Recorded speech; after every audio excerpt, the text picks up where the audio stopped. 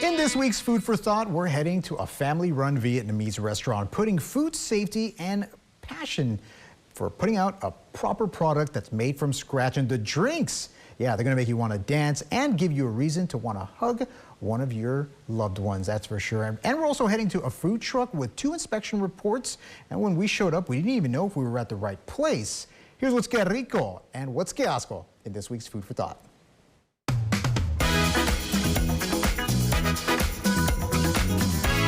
Let's go. Surprised the staff at Tea Garden at 1100 South Jackson Road in McAllen. They earned a perfect score on their August 29th McAllen Health Inspection Report, making them this week's top performer. I feel very proud, of course, but I think above all, it makes me glad that we've kind of gained another way for people to recognize that like this is a very good spot, like obviously try us out, and that they should have confidence behind where they're eating. Van Tran owns Tea Garden with her parents who, let's say, love what they do, and the motivations are deeply personal. We opened 3 years ago, me, my mom, and my father. And at that time, my dad actually had a stroke. Oh, wow. One day after opening our very first location. So then we shut down because of statewide lockdown. Yeah. And so it gave me a really big sense of responsibility that like we want to serve really good quality stuff.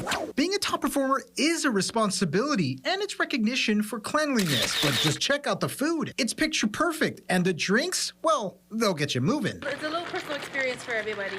You gotta shake it, and these are some top performer moves. That's que rico, but it's que asco time. And the Food Patrol is heading to El Taco Moloco at 3217 South Alamo Road in Edinburgh. We got 2 Hidalgo County Health Inspection reports with significant issues. On August 15th, the small space had big violations, 41. Off-temperature foods, no hand washing was done, no gloves were used. They had fly problems. Every surface needed to be cleaned, including the ceiling and equipment. The inspector noted, quote, "Unit found very filthy and were not allowed to renew their permit." They were re-inspected on August 26. 17 violations were found, with the inspector noting, quote, "Do not renew permit, will be treated as a new business." We showed up on September 19th to see if the corrections had been made to reopen, only to find the truck closed and potential violations. Bugs crawling at the service window, used rags on surfaces, the grill covered in debris and cigarette butts. We called the owner on the report, Carlos Perez, who said he was opening in a few hours but was at his other job, and the health department allowed him to reopen on the 26th or something like that.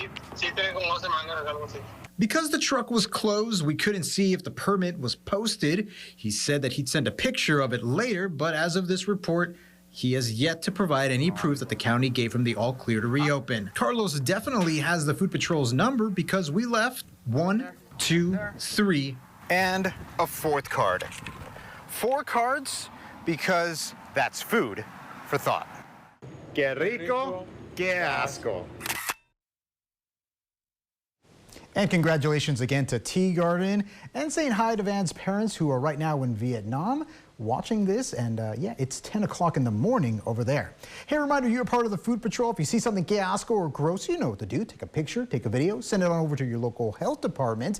And you can send it on over to me at investigates@kveo.com. So a message to all the restaurants out there, the Food Patrol is always watching.